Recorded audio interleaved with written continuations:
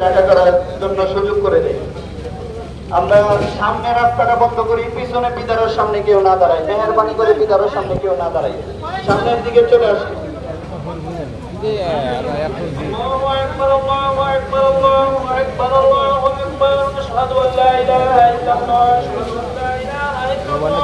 বৃষ্টিতে বাড়ি যাচ্ছে।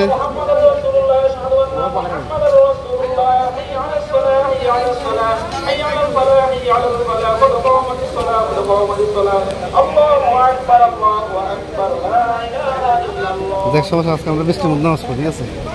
নতুন একটা অভিজ্ঞতা হবে। আল্লাহ আমাদেরকে সবাইকে ক্ষমা করে দেখ। বৃষ্টির চলা রহমত না? দেখছেন মানুষের যে নামাজ পড়তে কি আগ্রহ, ভালোবাসা। বৃষ্টির মধ্যেও কিন্তু যাচ্ছে না কোথাও, তাই না? ওকে, আসসালামু আলাইকুম। নর্মালি যে মসজিদে রেগুলার নামাজ পড়ি, তো ওই মসজিদটির জায়গা নিয়ে বা কাগজপত্রের সমস্যা থাকার কারণে ডিবিকেলে আপাতত বন্ধ করে দিয়েছে মসজিদটি।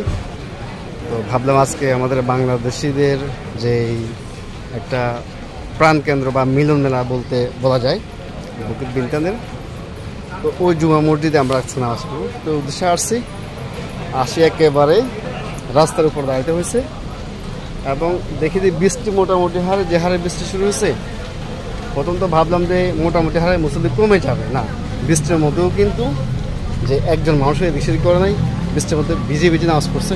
সত্যি দৃশ্যটা খুবই অসাধারণ দেখতে, এবং কি যে নামাজের প্রতি ভালোবাসা বা আন্তরিকতা।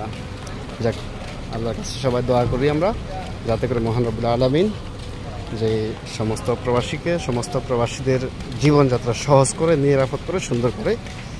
আর অবশ্যই আমরা একে অপরের জন্য দোয়া করব, তো প্রবাসী জীবনটা আরও সহজ করব, সুন্দর করব, যে প্রবাসী যাতে করে আমাদের যে চলাফেরা জীবনযাত্রা নিরাপদ হয়, সহজ হয়।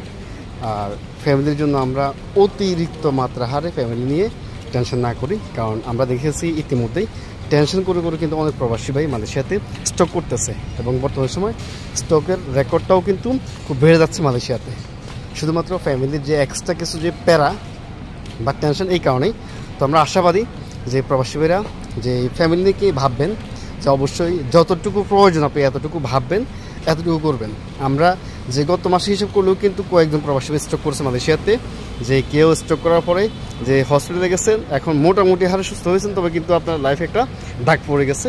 আর অনেকেই কিন্তু স্ট্রোক করার পরবর্তীতে কিন্তু মারা যাচ্ছেন। তো সেক্ষেত্রে আমরা অবশ্যই লক্ষ্য রাখবো, অহেতু যেই ফ্যামিলিকে নিয়ে বেশি টেনশন করবো না, যে ফ্যামিলিকে যতটুকু প্রয়োজন ততটুকু দেবো, এবং কি কথা দিয়ে বুঝিয়ে রাখবো। আর অপর দিক থেকে যে ফ্যামিলিকে অবশ্যই বুঝতে হবে যে আপনার ভাই, আপনার হাজব্যান্ড, আপনার ছেলে যেই মালয়েশিয়াতে বা বিভিন্ন প্রদেশে রয়েছে বা বিভিন্ন দেশে, বিভিন্ন যেই বিদেশে বসবাস করতেছে, তো সেক্ষেত্রে তাকে অবশ্যই বুঝতে হবে তার কাজ নিয়ে বা তার বেতন নিয়ে, তার যে সিচুয়েশন নিয়ে বুঝতে হবে।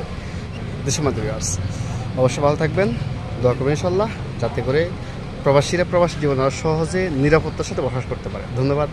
আসসালামু আলাইকুম ওয়া রাহমাতুল্লাহ।